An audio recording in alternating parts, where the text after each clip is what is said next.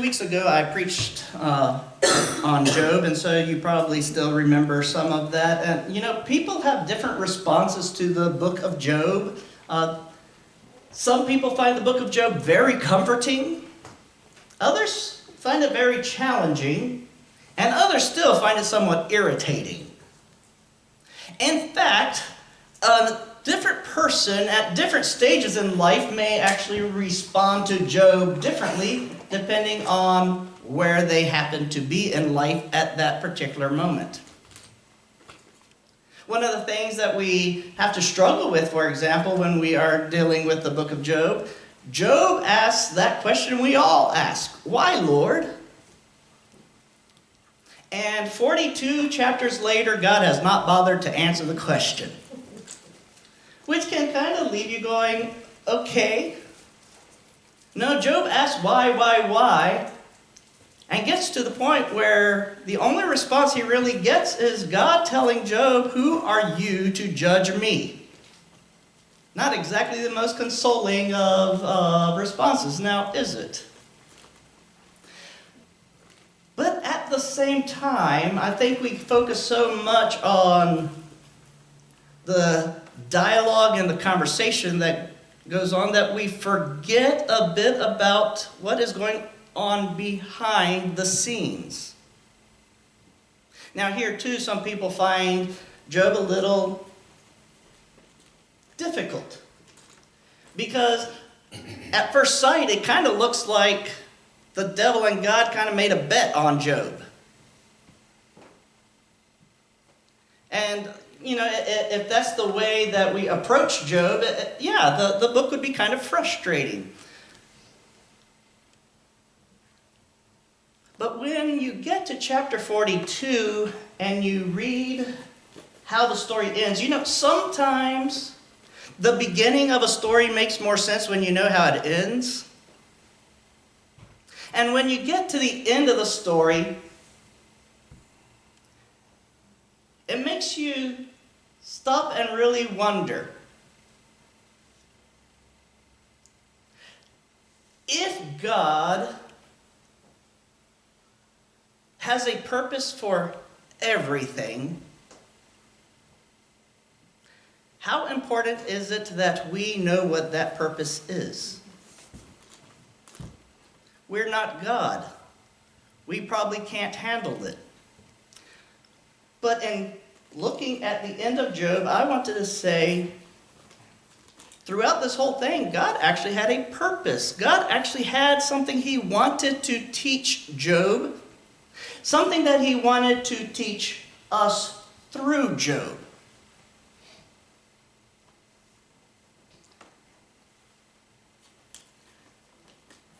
We know that Job is an example of suffering.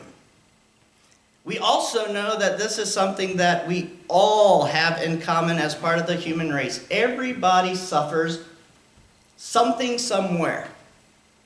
Now, we'll also be honest to admit that it does seem, does it not, that some people just seem to have more of a cup to drink from when it comes to their suffering.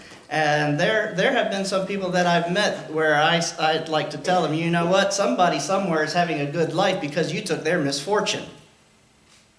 And your heart breaks when you see these people suffering. And yes, you want to ask the question, why? But what we sometimes stop ourselves from really considering is this part of a plan towards something so far more glorious than where we are now, that unless we go through this, we would never understand what's coming next? What is God's plan with Job? I think God's plan with Job is to bless him twice as much as he had been blessed previously. I think that is actually what God's goal is. Why does God take him through all of this suffering? So that Job understands what God is actually doing. Because you see, without some degree of suffering, we take feeling good for granted. Suffering is the thing that teaches us to actually appreciate what we have. And I wonder, well, Job was a good and righteous man according to even God's own testimony, and I mean, that's saying something. I wonder if Job had gotten comfortable with what he had and how blessed he was. And God needed to remind him that he was blessed. You see, it's important for us to realize how blessed we are. And you know, there is a truth to people when they say, you don't know how much you value something till it's taken away from you. A quick illustration, most of you already know that last September I went for almost 3 weeks dealing with pneumonia. During that time, I have to admit, I didn't really know how sick I was. It wasn't until I started to feel better that I realized how bad I had felt. But you know something else that I realized? I didn't realize how good I felt before pneumonia. I had learned to take that for granted. Now, when I get up and I feel good, it's not that far off that I can remember, waking up in the morning was not easy. And I felt kind of lousy, and now I feel so much better. And it feels good to feel good. And the truth is, had I not gone through pneumonia, I would not actually be thinking that way. And I hate to say it, but chances are life will become so normal again, I will forget the lesson and will start taking my health for granted again. Sometimes God takes something from us in order for us to appreciate what we have.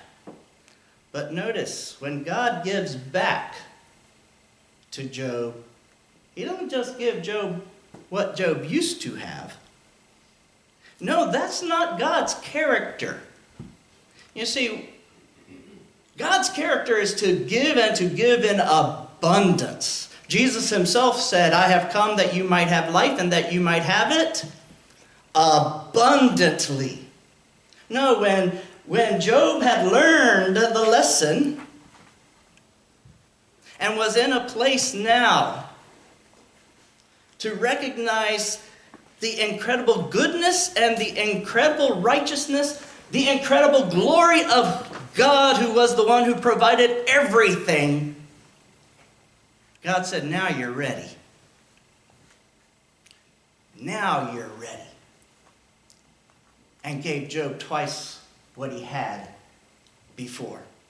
You see, sometimes God allows us to go through suffering because he knows that that suffering is going to end. And when that suffering ends, it is going to bring tremendous blessing. Sometimes we endure what we endure because God is trying to grow us. God is trying to increase us. God is trying to bless us. The authors of the New Testament understood that. Peter, in a very strange way, says, rejoice when God punishes you. And you just stop and you think about that. How many of us rejoice when we're being punished? But Peter says, rejoice when God punishes you, because God only punishes those whom he loves, and he's punishing you because he wants to bring something even greater from it. Now, let me point out the point of Job is that not all suffering is punishment, so I want to make that very clear. But I do want to point out that God allows what he allows in our lives because he can see the big picture. And he knows where we're going to end up. And he uses suffering.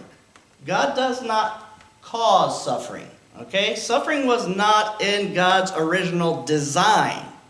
When God created us, he did not create us for suffering. It never crossed his mind.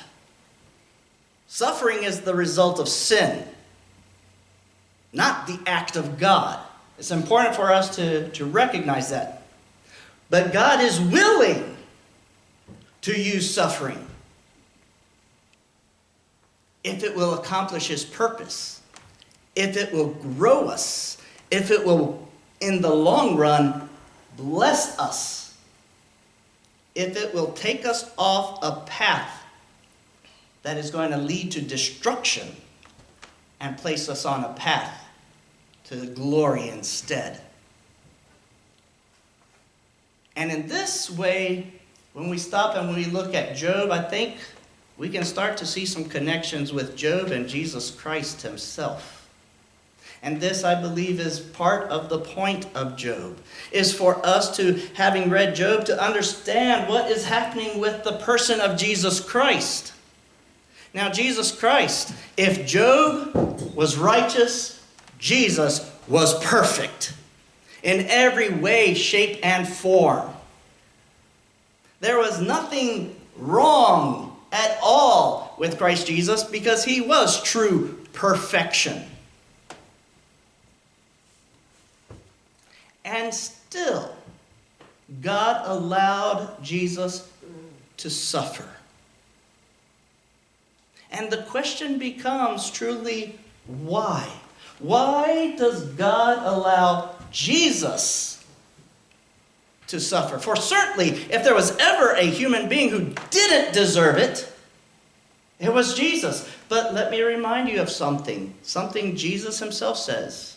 He says, "They do not take my life, I lay it down." And he also says, there is no greater love than one who is willing to lay down his life for his friends. And I call you my friends. You see, Jesus saw the big picture. When we suffer, we get so caught up in our suffering, it just, you know the blinders that you used to put on horses so that they couldn't see? Suffering does that to us. We no longer can see anything except what's directly in front of us. And guess what's directly in front of us? The suffering we're going through. We can't see the big picture from there. But Jesus, despite the suffering, could see the big picture. And what the big picture was this creation that he created, this creation that he loved, this creation that was so precious to him, this creation that sin had removed from his presence, that sin had corrupted, that sin had stolen from him. He wanted it back. And there was only one path by which that was possible. And it was a path of suffering. So Jesus took the cross. I believe very much that when Jesus took the cross, he had me and you on his mind. And when he said, "It is finished," he is also saying it is worth it. The suffering was worth it because of the glory that was yet to come. Jesus suffered in a way none of us can ever understand. And the truth is, we will never appreciate what Christ has done for us on the cross the way that it deserves to be appreciated. We just can't conceive of that. But what we know and what Jesus knew was that if he laid down his life, he would take it up again. For all suffering comes to an end. That's a promise from God. All suffering comes to an end. 3 days after Jesus laid down his life, he took his life again. But not only that, he got to claim each and every one of us too.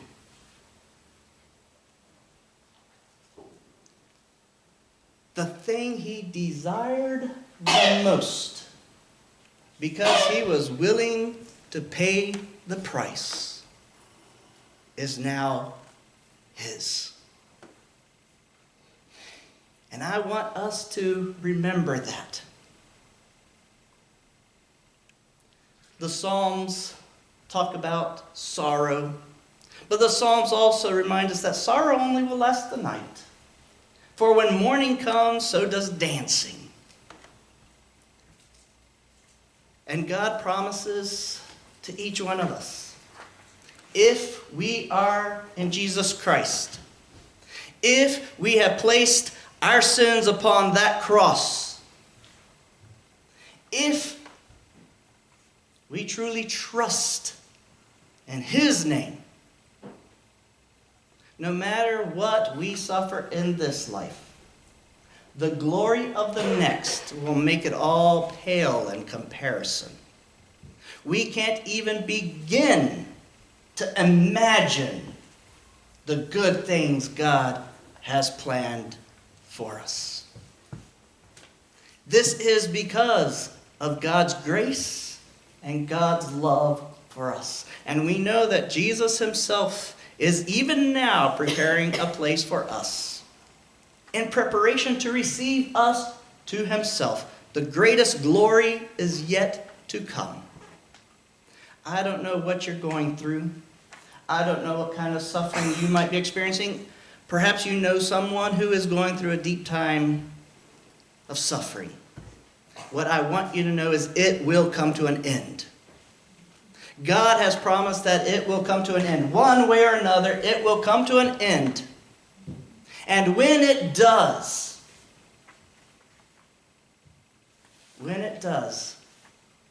that's when glory begins. On that day, God will wipe away every tear. I believe not only does he wipe away every tear, he wipes away every memory that would cause us any form of sorrow whatsoever. He takes away from us anything that would pull us down. You know what heaven is? Heaven is pure joy. That's why Jesus says, "Well done, my good and faithful servant. Come into the joy of your Lord." So whatever you're going through, know this: you will lay it down, never to take it up again. And God will then, at that point, bless you beyond your wildest dreams. So look beyond your suffering.